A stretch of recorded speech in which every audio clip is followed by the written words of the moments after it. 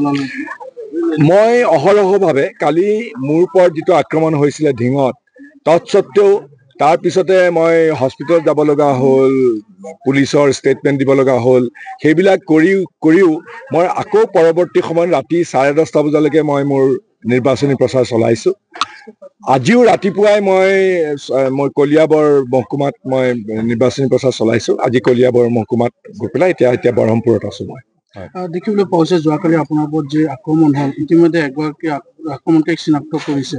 কংগ্ৰেছৰ পৰা বহিষ্কৃত বুলি ইতিমধ্যে আৰক্ষীয়ে নহয়, মই কথাটো গম পোৱা নাই, কাৰণ মইতো ৰাতিপুৱাই ওলাই আহিছোঁ। কেনেকৈ ধৰণে কি হৈছে পুলিচৰ মোক এতিয়ালৈকে জনোৱা নাই।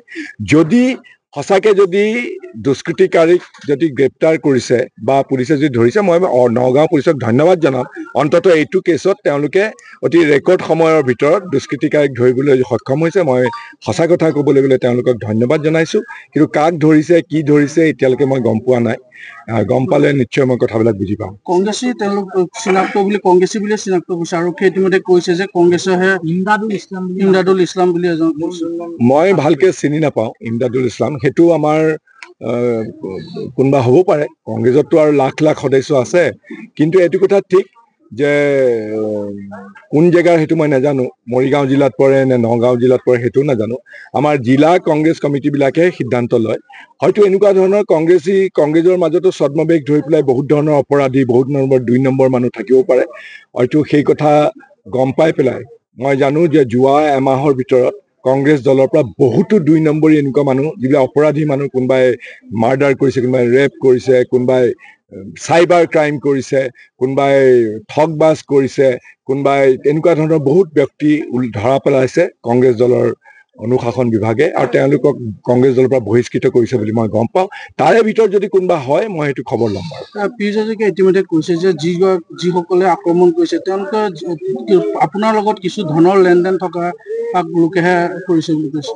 তেওঁ প্ৰমাণ নিদিয়ে কেলে? ধনৰ লেনদেন যদি আছে, পীযুষ হাজৰিকাইতো মোক কোনোবা কাৰণ তেওঁ চিণ্ডিকেটৰ, গোটেই অসমৰ চিণ্ডিকেটৰ তেওঁ সৰ্বাধিনায়ক। সেইটো কথা মই অপেনলি কওঁ। মোকতো বেয়া পায় পীযুষ হাজৰিকাই। গতিকে পীযুষ হাজৰিকাৰ হাতত যদি এনেকুৱা ধন লেনদেন কৰা যদি কিবা তথ্য আছে, মই তেওঁক জনাবলৈ দেখুৱাবলৈ মই প্ৰত্যাহ্বান জনাইছোঁ। এনেই তৰাৰ ফৰ্মুটি মাৰি পেলাই এনেধৰণে সাঙুৰি নল'ব। দেখিবলৈ পোৱা গৈছে যে গৌৰৱ গগৈ আৰু মুখ্যমন্ত্ৰীগৰাকীৰ মাজত যিটো যুঁজ হৈছে, গৌৰৱ গগৈ পাকিস্তানলৈ গৈছিলে 15 দিনৰ কাৰণে, তাত তুমুল যুঁজ হৈ উঠিছে। মই আকৌ কৈছোঁ, গৌৰৱ গগৈ যদি সঁচাকৈ পাকিস্তানলৈ গৈছে, যদি পাকিস্তানী এজেণ্ট, আপোনালোকে ভাবে নেকি হিমন্ত বিশ্ব শৰ্মা, পীযুষ হাজৰিকা ইমান দিনলৈকে বহি থাকিব? গৌৰৱ গগৈক এৰেষ্ট কৰিবলৈ মই প্ৰত্যাহ্বান জনাইছোঁ। কৰকচোন, দেখুৱাওকচোন। এইবিলাক তেওঁলোকে নিজে চিণ্ডিকেট ব্যৱস্থাৰ যোগেদি সোপে হিমন্ত বিশ্ব শৰ্মা আৰু পীযুষ হাজৰিকাটো সৰ্বাধিনায়ক। অসমত এনেকুৱা এটা চিণ্ডিকেট নাই। চিমেণ্ট, চুপাৰী, কয়লা, মাছ, কণী, প্ৰত্যেকটো সামগ্ৰীৰ ওপৰতে গুণ্ডা টেক্স লৈ পেলাই এনেকুৱা এটা ইনষ্টিটিউশ্যন পীযুষ হাজৰিকাই কৰিছে। আজি গোটেই হিমন্ত বিশ্ব শৰ্মাৰ কুকৰ্মৰ গোটেই গৰাকীয়ে হ'ল এইজন ব্যক্তি তেতিয়াৰ পৰা। গতিকে বৰ গুণধৰ মানুহ তেওঁ। গতিকে তেওঁ এতিয়া টকা পইচা ক্ষমতা তেওঁক দিছে, তেওঁ অহংকাৰী হৈ পেলাই এনেকুৱা ধৰণৰ কথা কৈ থাকে।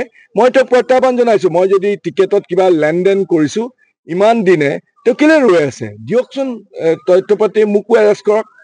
মই প্ৰত্যাহ্বান জনাইছোঁ তেখেতক। Thank U.